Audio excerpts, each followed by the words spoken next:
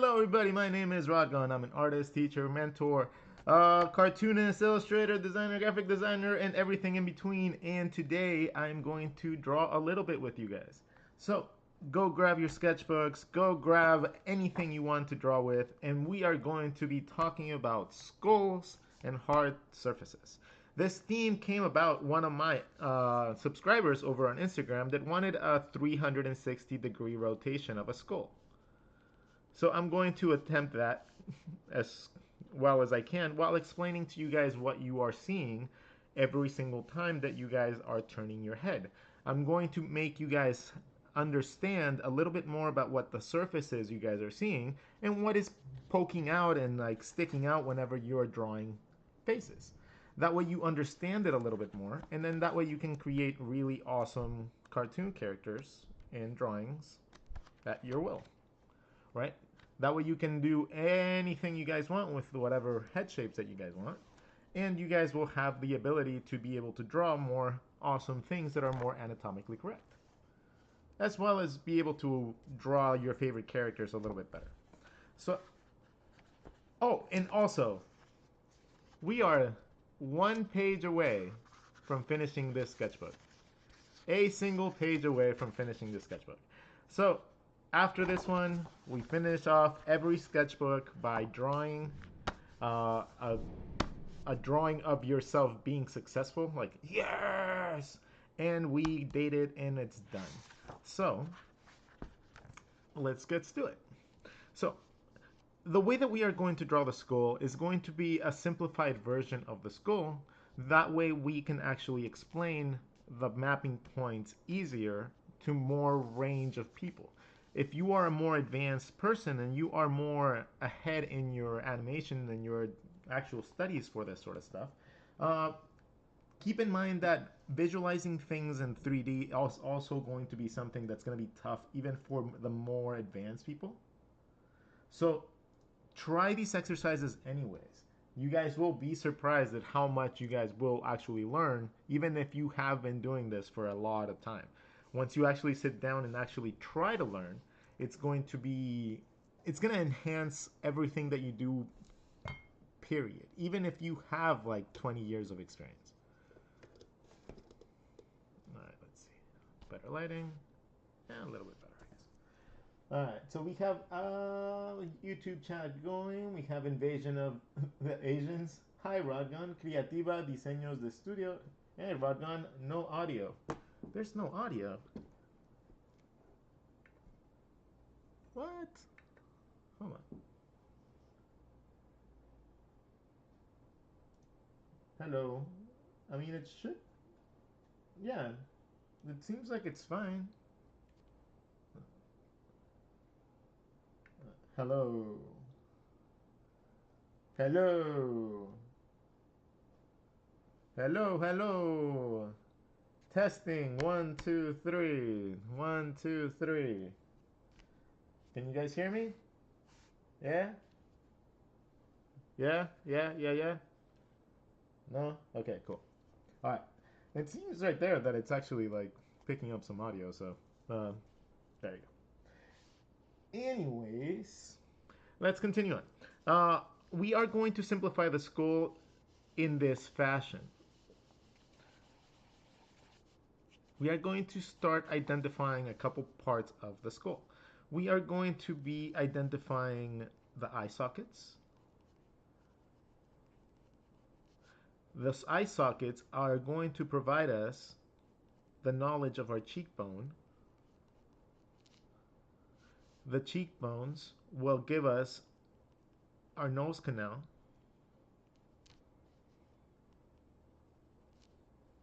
And that eye socket will also provide us a ridge line for our eyebrows. Inside of this, we are going to have our eyeball inside of our eye socket. And then from there, we're going to have our jawline that comes behind our cheekbone, and it goes down into our chin.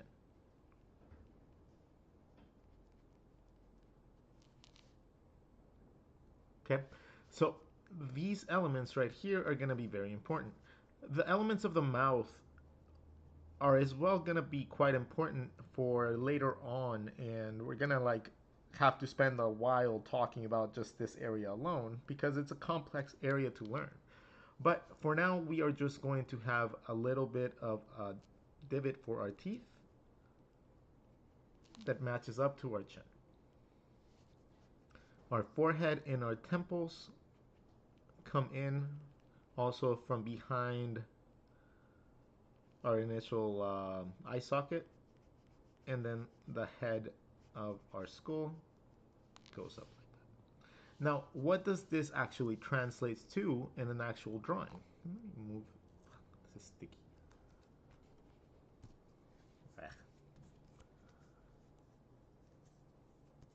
All right. So this would actually translate to a drawing or something with similar traits closer to this. Depending on what type of nose you make, the cheekbones, the jaw into the chin.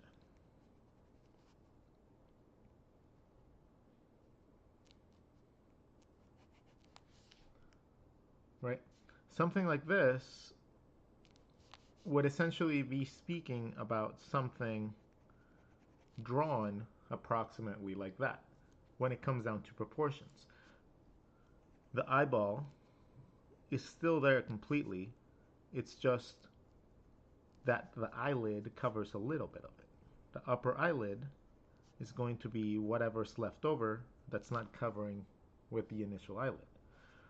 Temples and the side of your face and hairlines can easily be identified by using the mapping points that you have in your anatomy. Now, I understand that this is just coming off across right now with somebody that just knows exactly where things are supposed to go. And that's what I'm going to try to explain to you guys. I'm going to try to show you guys how you guys can start visualizing this on your own without needing to know too much anatomy or having to spend millions of like hours just drawing and drawing and drawing and drawing a skull without really paying attention to what you should be looking at. So in order to get to a simplified version of a skull, the first thing that I like to do is draw my initial shape for my head. Now, this does not have to be a circle. It does not have to be a sphere. It could be any shape you want. Now, if you want to have something that resembles more of an actual skull, it's more of a shape like this, like an oval. But you can do it with any shape, and I'm going to show you guys why. The next thing is to identify which is going to be the front part of your face. Now, I like to do it by simply creating a surface of the front of my shape going around my shape. Okay? I'm visualizing, well, actually, you were going to draw it this way. So now we have one going horizontal, one going up and down. There you go. That's fine. I can use this one for my ears. And it tells me both sides, so I can draw both sides of the ear. This is going to tell me how my jaw is going to come down, because I can see both sides of it from the front and the back. Then you have the front of your face, and that's kind of how you can start visualizing your head shapes if you are drawing more of a standard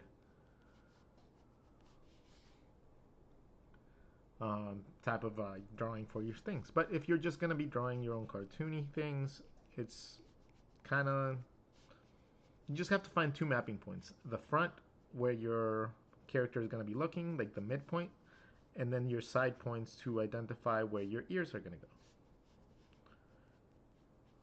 And remember, drawing through your shape is very important so that you understand where things actually fall. So in this case, the ear would go over here, so you wouldn't see it. And then we start mapping out the rest of our shape. So the first thing that I like to identify is the eyebrow line. It's not the midpoint where the eyes are going to go. I like to identify where the eyebrow line is. When I'm drawing something with circles and spheres, I like to make it below the midpoint into roughly about that size.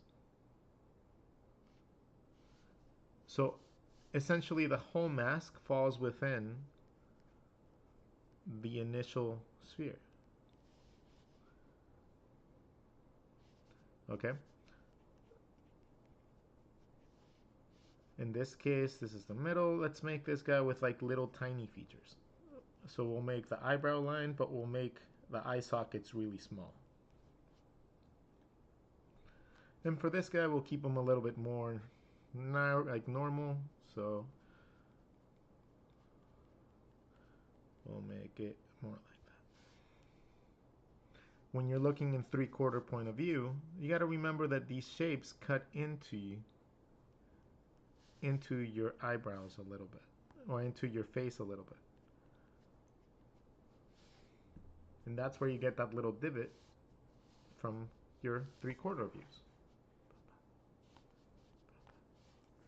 Right? When it comes out, that's your cheekbone or your cheek mass. So if this character was chunky or like, like fat, that would be his cheek muscle or his cheek like tissue, which would have to be matched on this side.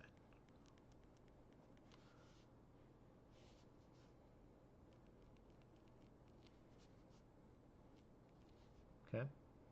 If he was a lot more fit, you'd have something more chiseled or something leading a little bit more of like a straight line.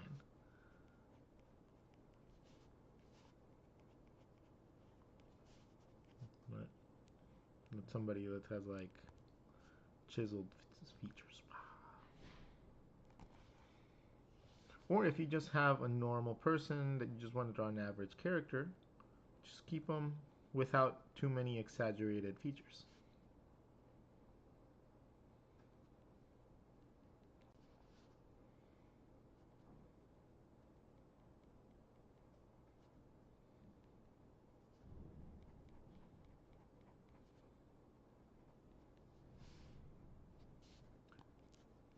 And then adjust your drawing as you are going.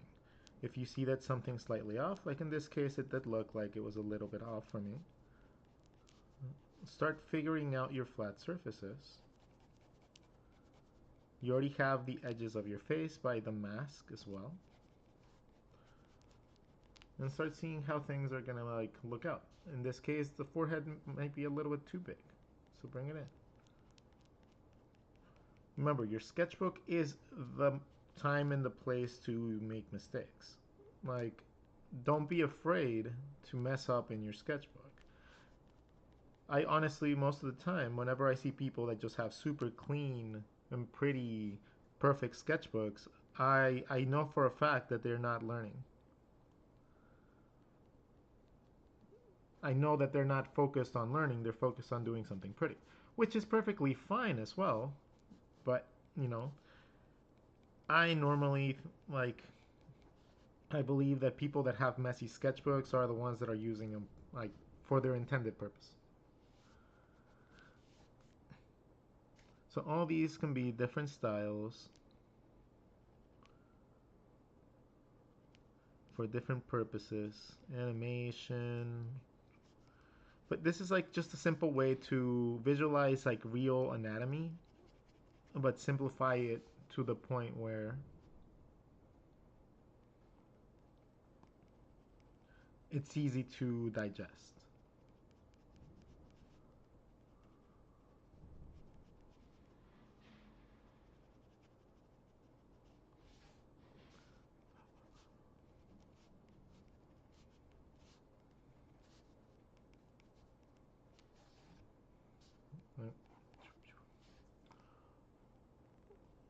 Is that a pen? Yeah, this is a pen. This is just a normal pen. I get these like little grippy parts, but it's just these pens. They're super cheap, big brown stick pens. Like there's nothing special to them. I just like the way they flow, so it's a little bit better. I can hear you. Okay, cool. Chris Cook. Oh my God, I have struggled to the place the mask for ages. Awesome, Chris. Hi, Chris. Long time no see. Chris Cook. Hey, Hems. All right, so yeah, we're gonna like explain the mask technique like in depth a little bit. So the skull, if you have to draw it from the side and you have it draw it from the front, it's two different shapes. If you have to draw it from the front or from the profile, it's more elongated, and if you have to draw it from the front, it's more flat on the sides than people think, right? So when you start with a sphere, if you start with a sphere for your head, you got to make sure that you slice off those two edges. Just cut them off. And then you have this shape.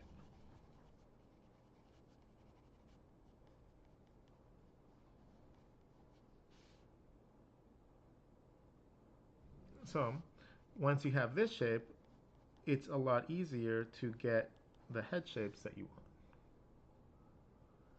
But if you're starting with a complete circle, a sphere, it just becomes a little bit more difficult to find the sides of your face.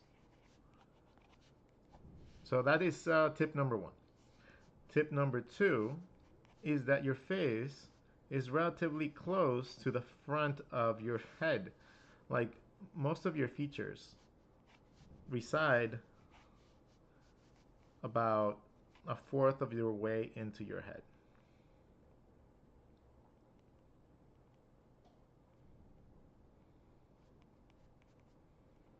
Right?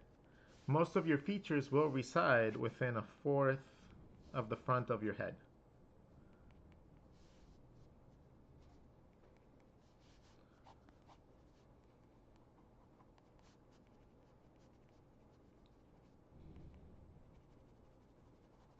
But that doesn't mean that you have to stick to those proportions. When you're drawing, as long as you understand the difference in spacing and what is like needed for you to create a character, now you can take that and you can start modifying that to your heart's content, because now you understand how it's supposed to fit. So now you can start changing it, playing with it. But since you understand it now, it's a lot easier to manipulate.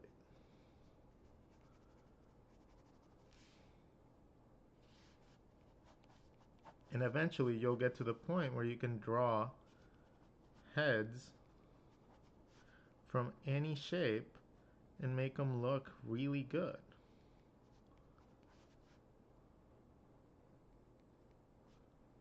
Because the spacing will always just look right. Okay? So it doesn't have to stick to this like perfect like ratio. Once you understand the concept of what you're drawing, you can even segment the face into two sections. The top part with the mask, and then the bottom part, and the mask includes the nose, and then the bottom part with your jaw.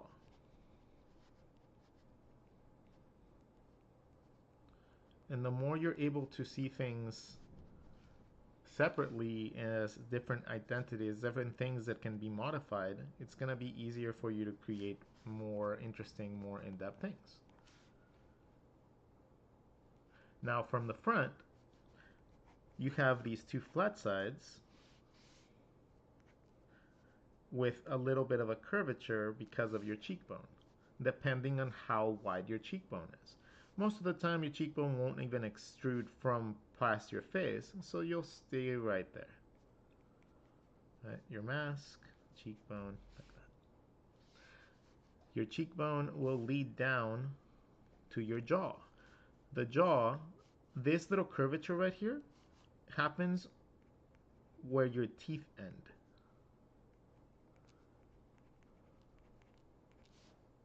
Okay, so that is where that thing, that little curvature happens. So wherever your teeth are, that is going to be your curvature.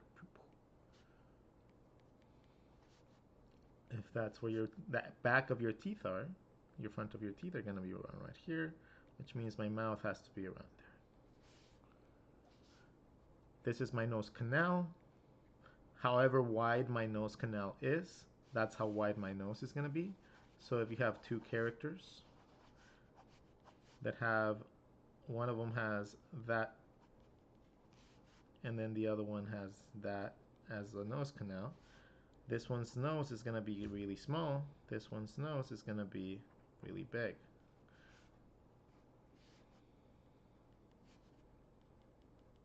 Even if they have everything else the same. So that's one thing that you can start considering whenever you're drawing your mask, because that also gives you your nose bridge into your eyebrows. And then from your eyebrows to the top of your head, you just have to determine where your hairline goes.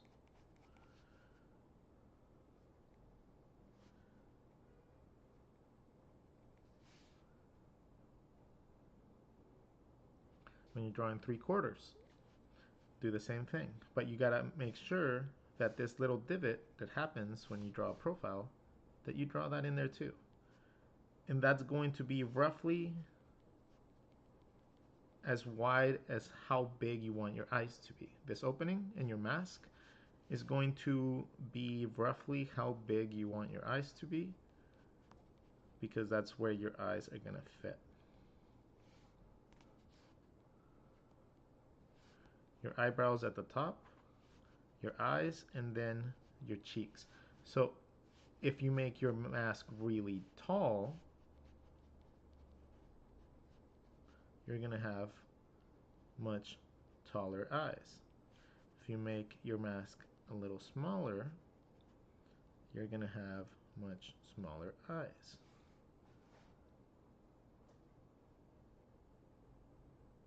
I'm staring at my phone like it all makes sense now. You know, it actually, like, it just helps to have someone explain it sometimes, you know? And like show you examples and stuff. Like it's essential sometimes to also show you guys that there's no like set way to start it. Like there really isn't. Like it's just about learning how to understand these concepts in whatever way it takes. For me, it helped out to think about this like I'm carving something out of my shapes, right? Like whenever I'm cutting something out, that's what I think I'm doing. In my eyes, I'm sculpting in my head. This is the shape that needs to be cut out in order for me to get that shape that I need.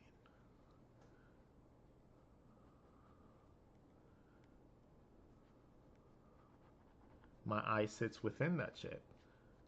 My temples lead to my cheek muscles that lead to my ear. This is from knowing anatomy and just practicing over and over. From here, I understand that my nose canal is going to come out. So if I want this character to be like a little perky elf, I would draw a little tiny nose. If I wanted this to be like a witch, I would draw more cartilage to give it more of a witch look, right? And then from here, I'm not set by the drawing's gestural things that I did. I see right here that I might need a little bit more space for my mouth. So I'm going to just make that gradual change. I'm not going to just try to fit it within the area if I know it's not going to fit. Yes, the sketch is the initial like layout, but it's not something that's set in stone. So if I, even when I'm drawing with pen, if I need to change something, I just change it. If I need to fix it digitally later because it's too messy or whatever, or draw over it with a post-it.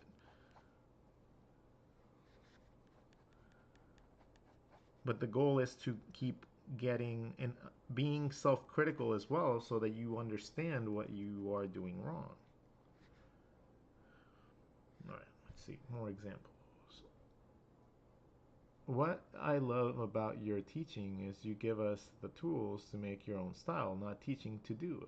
Yeah, I mean, I find that that's going to be, yeah, let's say that you wanted to apply this, but to like a completely random, like graffiti type of feel to a drawing, right? Well, let's just make the mask really weird, right? Let's break that anatomy. We know that this line at the top is our eyebrow line, so let's make a crazy eyebrow going around. This one as well, it's going around, so we already have some crazy eyebrows.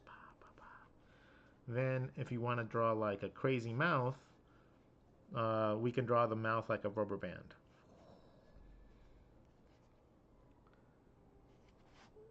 Right?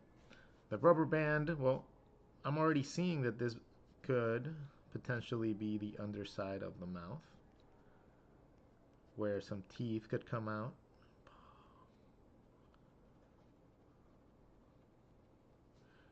This side as well would have some teeth, some negative space. And then let's draw some crazy graffiti street art eyes, just like whited out in two different sizes and stuff. I still know they have to fit within the area that I designated for my eye socket, so that's fine. Cheekbone is low. Draw some random ears type of thing. And then let's give them like a weird broken nose. But we can't do it. There you go. Yeah.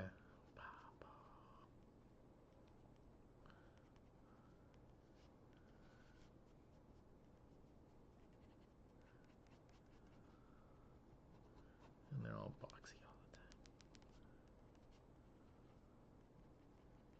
See, like you can just, or if you want to do like a little Care Bear.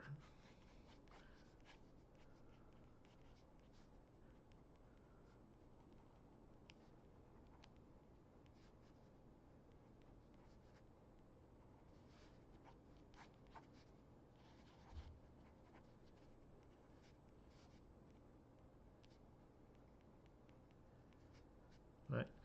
So like whatever you try to apply this to, as long as you keep in mind that it's just a placement theory, like it's just a way to map out your faces, as opposed to like the whole traditional like way of seeing your shapes like this. You start seeing them more as a three-dimensional thing that you can carve out. If you can get to the point where you can visualize things like this and get good at it, it's gonna be really easy to just be able to draw anything that you want. I have a question. How do we can draw diamonds? What? Gold. Um, well, I'm not gonna worry about drawing textures right now. We're trying to teach how to draw skulls and hard surfaces and how to like use this mask method to be able to achieve that. Uh, if I go into drawing textures and stuff, I have a couple, at least one of my like subscribers that will like kind of like be like, get on topic. So I will keep it to the topic at hand right now. Let's see. B-Ray, oh man, that's a good one to learn. And I'm at work, dang it. Well, I guess I gotta catch it when posted on YouTube. Doing good, Rodgon. Been practicing heads. Woo, awesome. That's fantastic. Let's see. So, let's talk a little bit about our three-quarter like views and what is happening when we are looking at a head in three quarters. We are gonna have just an average head. This head is gonna be of me.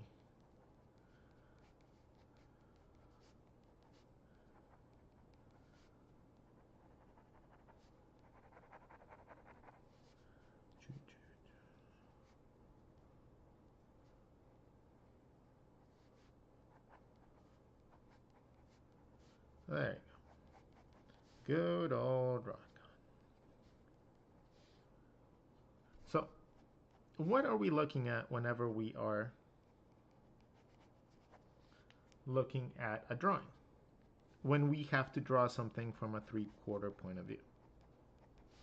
Well, the first thing that normally comes up is this little divot from the eyebrows, right? The little divot that happens whenever you're drawing, for me, it was always a very like weird point of contention because I always try to stylize it too much. I always try to like bring this out a lot, even though it didn't really need to, because I didn't understand what it was supposed to be. It's the cheekbone, right? This curvature right here is going to be the same curvature that we apply on the inside of our face. Here and here have to match. Here and here tend to have to match as well. The angles that go down into your eyes. So you end up getting this cut. And if you saw this from a profile view, it would be like this.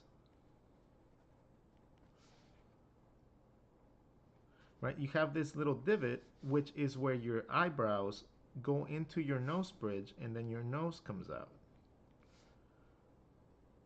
So this angle right here is consistent for the front of your face. And it's the same as taking your initial head shape, taking a cylinder and cutting it out of that part.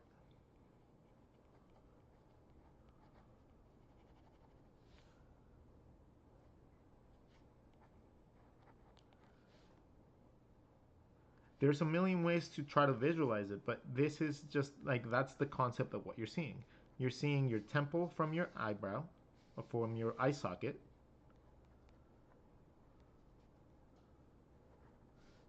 Your eye socket.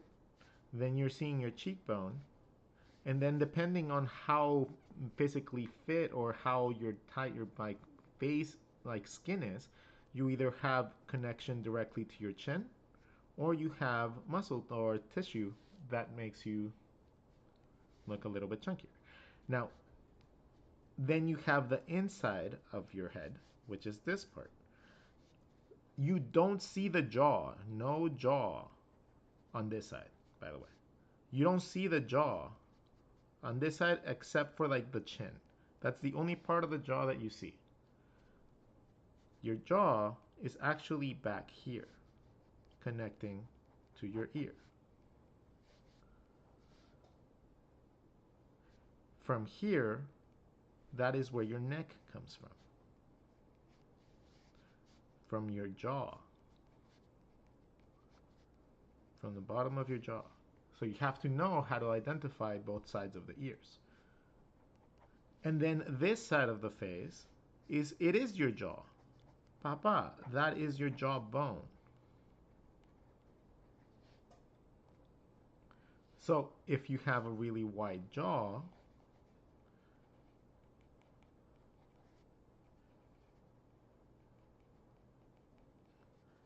even then you wouldn't see necessarily the other side of the jaw. But this part would extrude a little bit more. And then that's where you have like your hulks and stuff like that.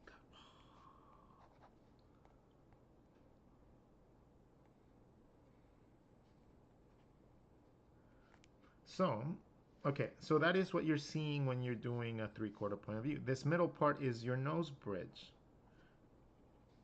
For your nose, the easiest thing to do is consider this the middle point of your nose, and then consider that you have a little bit of both sides. Okay? Consider that the middle of your nose, not the edge of your nose, not the contour of the nose. Consider it the middle of the nose. And then you have to draw a little bit on both sides.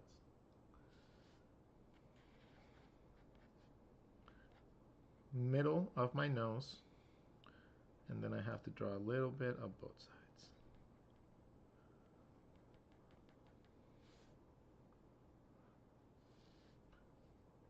it is a pretty simple concept to understand, but it takes a while to get good at it.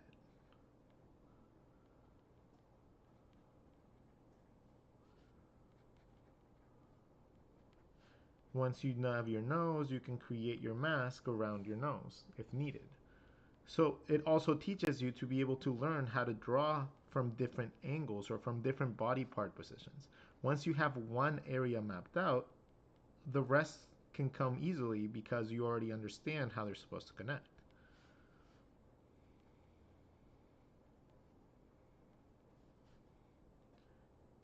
And the more you visualize things like a 3D object, the easier it is to draw them in different angles and stuff.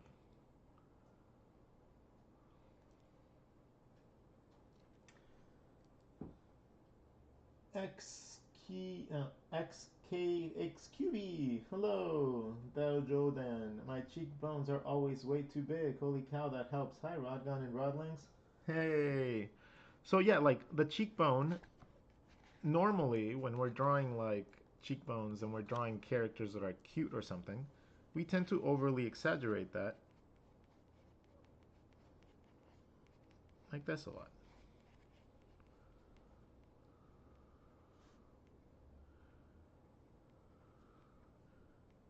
Now, if you understand where to place that, and that divot always comes in the middle of the eyes roughly, okay? Just to give you guys a heads up. This is just literally saying that your character has gigantic cheekbones or cheeks going on. So, yeah, it's fine to draw them like that, but you got to understand that you got to match it on the other side in order for it to be balanced.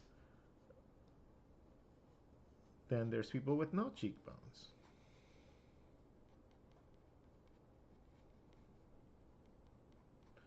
Which essentially just means the mask is like almost non-existent right here.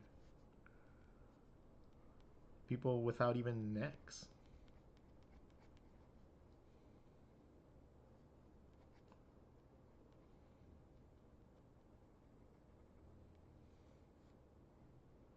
Right? People that don't have that. Or you can just always enhance it if you really want to. But that is essentially the concept that I'm trying to teach you guys. Because even if you have like a super weird face, as long as you start playing with mask shapes, right? And then trying to make that fit within your shape, you might be able to like learn how to draw even downward like faces a little bit better.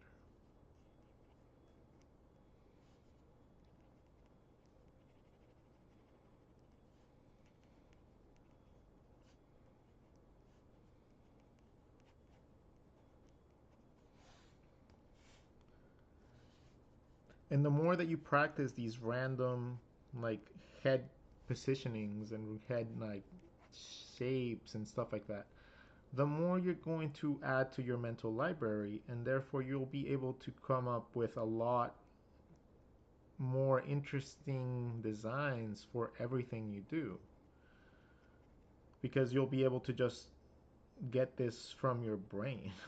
Every time you draw something, it just gets added to your mental library.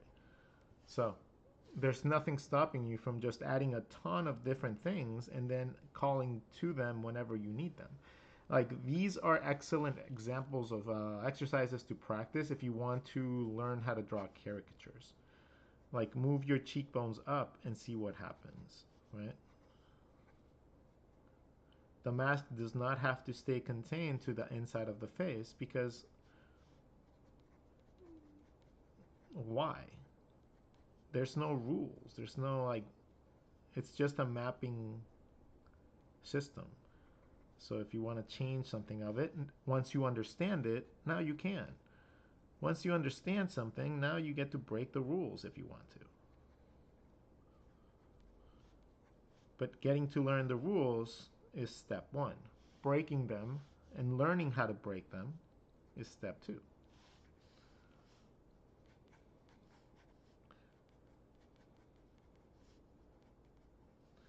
And you can start getting really creative with like drawing really big eyes and really small rest of your face.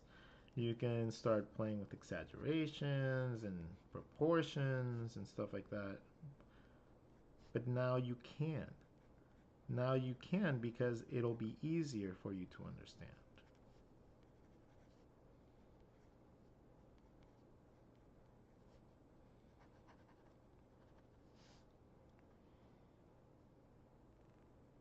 Got ya 10,000 likes. Oh shit, cool.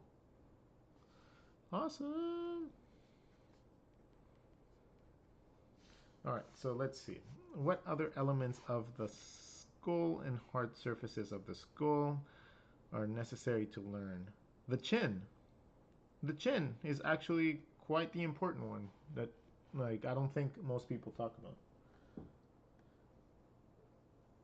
This is so cool. Rodgon versus Tampa to Brazil. I don't know what that is saying, but yay.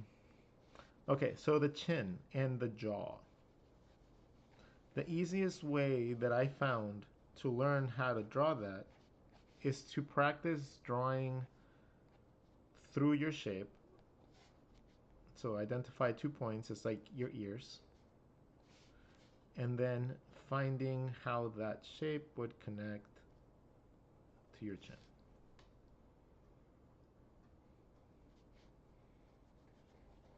And then do that from different angles.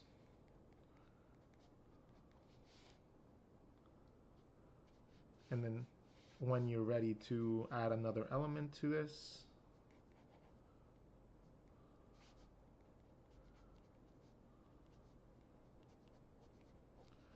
you start adding the front of your face.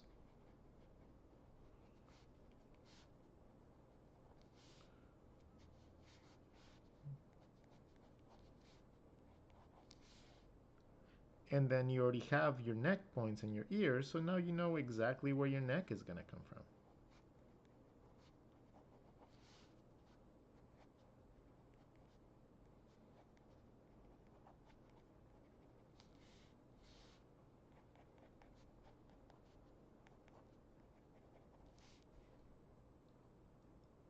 So this is the most simple exercise that I can give anyone to learn how to draw the jaw a little bit better.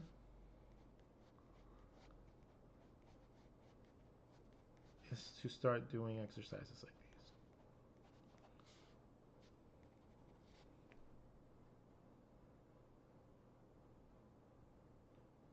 Can you draw muscles? Yeah. I mean, what kind of muscles do you want me to draw?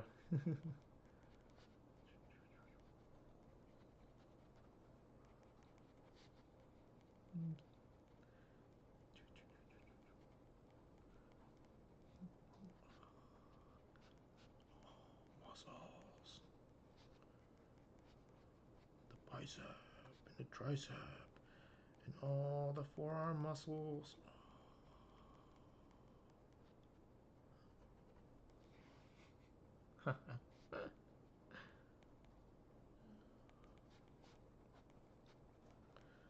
The neck. Yeah, I think I know how to draw muscles to a little bit of an extent. I mean, I just teach how to draw anatomy all the time. Yeah, I like to think that I know a little bit about muscles, even though this bicep is looking a little bit low.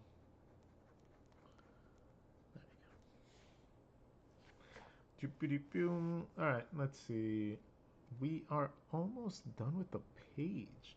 Let's see. The chin. The chin. This is what the reason that I like to draw the bottom part of the jaw like first. Let's have our mask, our eyes, our cheekbones, and then depending on what kind of character I want to do, I could either have a baby chin,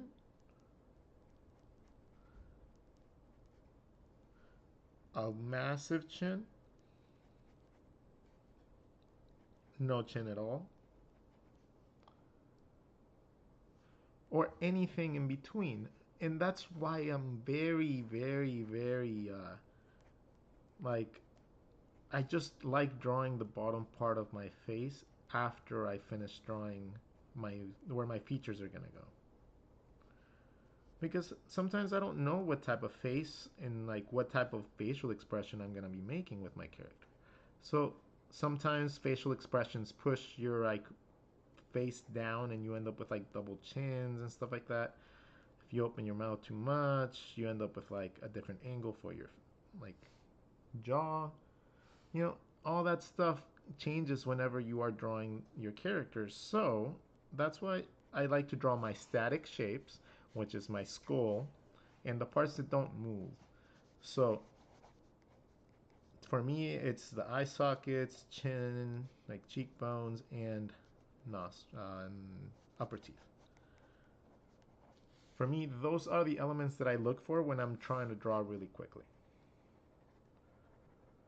And then I modify everything else around them.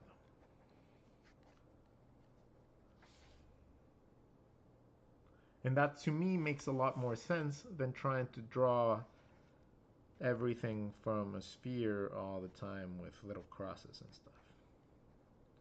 Even though that's not necessarily a bad way of approaching it, but it makes understanding like what you're actually the volumes and stuff like that a little bit harder, especially for beginners that just kind of replicate what they see as opposed to analyze what they're drawing.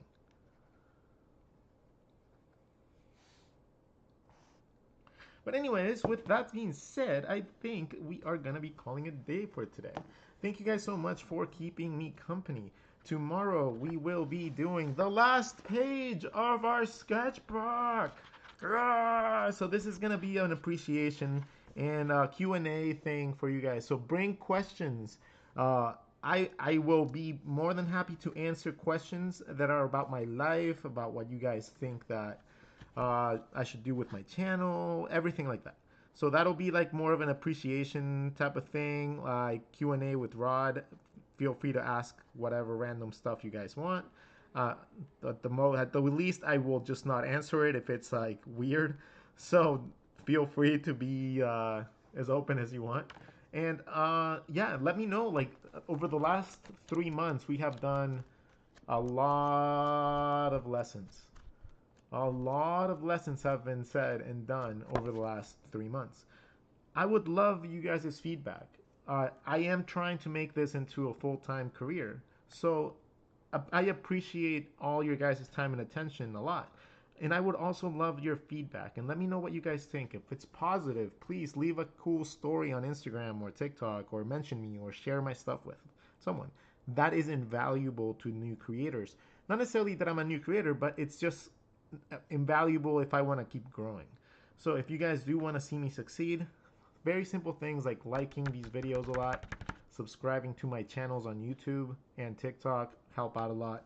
If you guys subscribe to me and do the whole monthly thing, that is a gigantic help, and it also is a very supportive way for you guys to help me achieve what I want. So consider doing that if you guys want. No pressure. And I will see you guys tomorrow, same time, same teacher, teaching you guys something new and doing and having some fun doing so. All right. The sketchbooks that I use are Illo sketchbooks. If you guys are looking to get one done, message them on Instagram and let them know that I sent you. They might give you a little discount, and it also makes them realize that, you know, I'm a valuable person to send sketchbooks to. So, you know, I like free shit. Anyways, you guys have a wonderful day. Love you all. Take care. Later.